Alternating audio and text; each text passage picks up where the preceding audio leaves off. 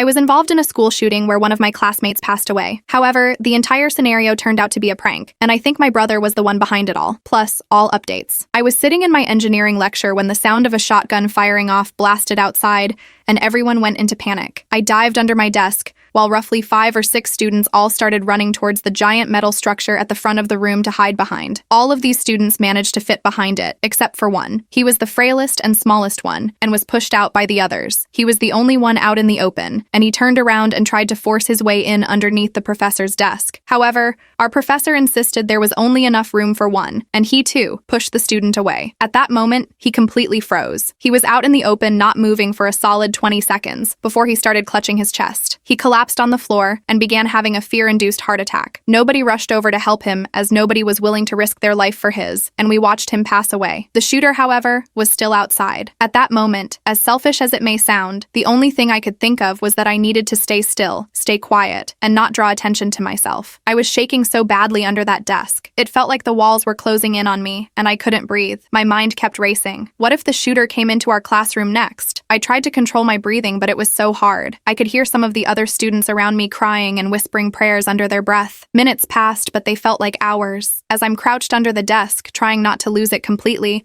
my phone starts going nuts in my pocket. I can hear the same thing happening all around the room. Everyone's phones were buzzing like crazy. I pulled out my phone and checked the screen. There's this flood of notifications, text after text, coming in from friends, classmates, and even my parents. The first one was from my roommate, asking if I was okay because she heard there was a shooter on campus. Then, another one popped up from some classmate I barely talked to, warning me to stay inside. And then there's the one from my mom, which just hits me like a ton of bricks. Please tell me you're okay. There's a shooter at your school. I'm so scared. Please call me as soon as you can, she said. Everyone was saying there was a shooter near the humanities building, which was the exact building we were in. I looked around the room and saw the same fear on everyone's faces. We were all huddled under our desks, staring at our phones. Some people are texting like crazy, trying to let their families know they're okay, while others are just sitting there, frozen in fear. I quickly texted my mom back to let her know I was okay, and would call her when I could. Eventually, the sound of sirens filled the air. Campus security and the police stormed the building. I could hear them shouting, their footsteps echoing through the halls as they cleared each room. When they finally got to our classroom, the relief I felt was so intense that I almost cried. They gave the all clear, telling us it was safe to come out from under our desks. I was still trembling as I stood up. My legs felt like they were made of jelly. We all stumbled out of the room. The hallway was a mess. Students were everywhere, some of them crying, others just staring blankly ahead. It took a while for the police to explain that there was no shooter,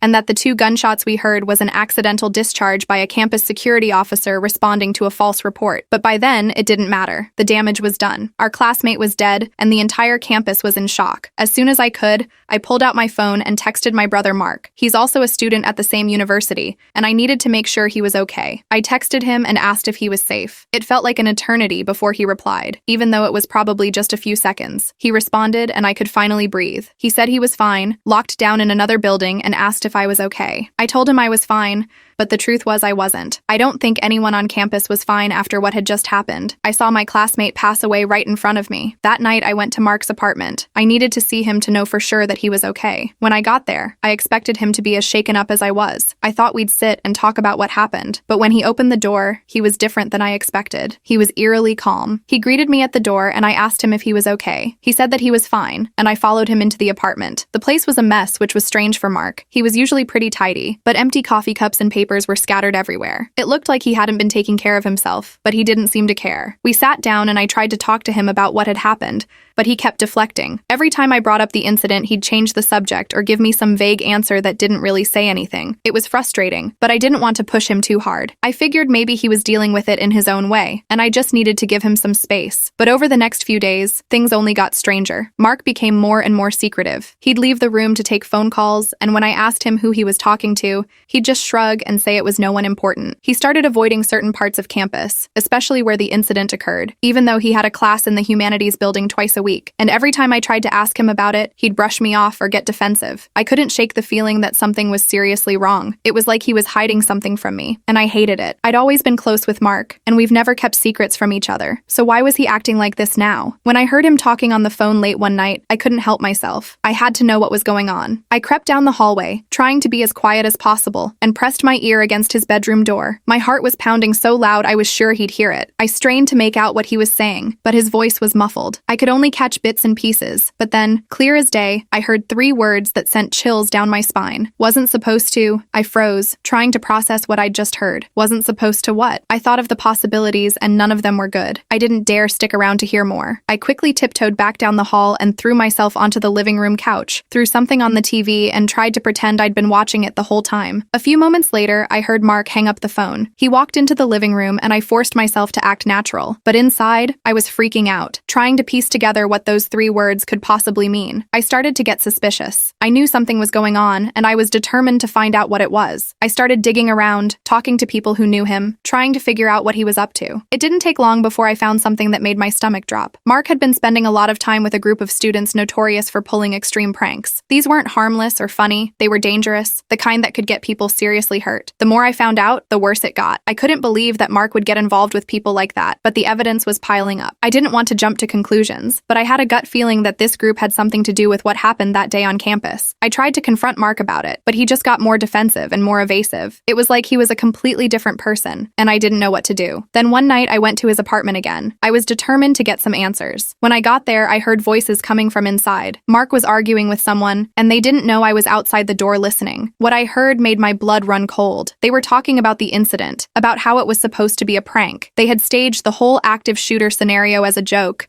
thinking it would be funny to cause chaos on campus. But things spiraled out of control when the campus security officer fired his gun, and Ryan had a heart attack. They never meant for it to go that far, but now someone was dead. I couldn't believe what I was hearing. My own brother had been involved in someone's death. I felt like I was going to throw up. I didn't know what to do. Part of me wanted to burst into the room and confront him right then and there, but another part of me was too stunned to move. I waited until the other student left before I walked in. Mark looked up at me. His face went pale when he saw the expression on mine. He knew that I had heard everything. I instantly asked him what the hell did he do and what was going on. He tried to explain and justify it, but nothing he said made it any better. He kept saying it was just supposed to be a prank, that they never meant for anyone to get hurt. But that didn't change the fact that someone had died because of what they did. My classmate was dead, and it was partly Mark's fault. I felt like I didn't even know him anymore. I don't know how he could be so reckless. I was furious with him, but more than that, I was devastated. I had always looked up to Mark. Growing up, he was the kid adults loved. He always did the right thing, even when no one was watching. He was the kind of person who would always stand up for what was right, even when it was hard, even when it meant putting himself on the line. The Mark I grew up with wouldn't have let things get this far, but somehow, somewhere along the line, something had changed. I was torn. Part of me wanted to protect him because he's my brother, and I love him, but another part of me knew that I couldn't let this go. What he did was unforgivable, and I knew that if I stayed silent, I would be just as guilty as he was. My classmate's family deserved justice, and the truth needed to come out, no matter how much it hurt. After a lot of sleepless nights and agonizing over what to do, I made the hardest decision of my life. I went to the authorities and told them everything I knew. It felt like a piece of me was being ripped out, but I knew I had to do it. I couldn't live with myself if I stayed silent. The fallout was brutal. Mark was expelled from the university, along with the other students involved in the prank. Some of them were even charged with criminal offenses. The campus was rocked by the scandal, and my family was devastated. My parents were ticked off with me. They couldn't understand why I had turned in my own brother. They blamed me for ruining his life. Now my family is basically torn apart. Mark won't speak to me, and my parents barely look at me. I've never felt so alone in my life. I keep asking myself if I did the right thing, but deep down, I know I did. Ryan didn't deserve to die, and I couldn't let Mark get away with what he did. But it's still hard. It's hard to know that I'm the one who tore my family apart. I've tried to keep going, focus on my studies, and move forward, but it's not easy. Everywhere I go on campus, I feel like people are whispering about me, like they know what I did. I felt like the backlash of the incident fell in my lap, and I was getting punished worse than Mark had. I'd become an outcast. I tried not to let it get to me. I knew that what I did was the right thing, even if it didn't feel like it sometimes. I haven't spoken to Mark since he left campus. I don't know where he is or what he's doing now, and honestly, I'm too scared to reach out. I'm terrified that he hates me, that he'll never forgive me for what I did. I keep telling myself that time will heal everything, and that eventually, my family will come around and understand why I did what I did. But right now, that feels like a distant dream. Update. It has been almost a year since I spoke to Mark, and I just found out that he has been sentenced to 4 years in prison. I found this out from my mother, who called me to tell me what a terrible sister I am, and that if I just kept my mouth, her son would still be a free man. It hurt a lot to hear that, and I just hung up on her after not saying anything. I'm trying to deal with this, but it's a lot.